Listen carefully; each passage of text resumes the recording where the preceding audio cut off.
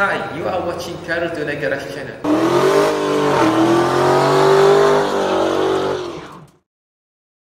Hai, saya Carol dari Carol Tunai Garage.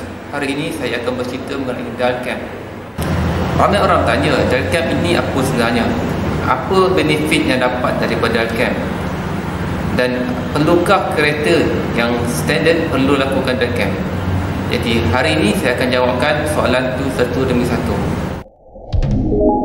Pertama, apabila kereta telah dipasang dengan adjustable cam pulley, kita perlu membuat proses dial cam. Ianya adalah wajib. Ini kerana kedudukan adjustable cam pulley tidak tepat seperti mana original marking pada cam pulley. Jadi kita perlu menggunakan kaedah dial cam.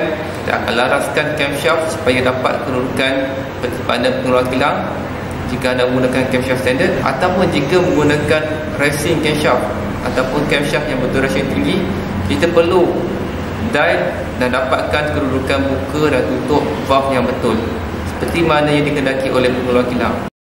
Apabila menggunakan peralatan yang betul dan proses dial cam dilakukan dengan betul, mudah untuk kita mengeluarkan kuasa enjin, dan sepatutnya kita akan dapat power seperti yang dijanjikan oleh pengeluar pihak cam. Walaupun kita menggunakan camshaft standard, kita boleh mengeluarkan sedikit lagi power engine daripada asal.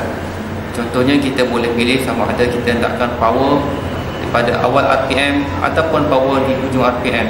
Ini semua boleh dilakukan apabila kita dial cam dengan cara yang betul.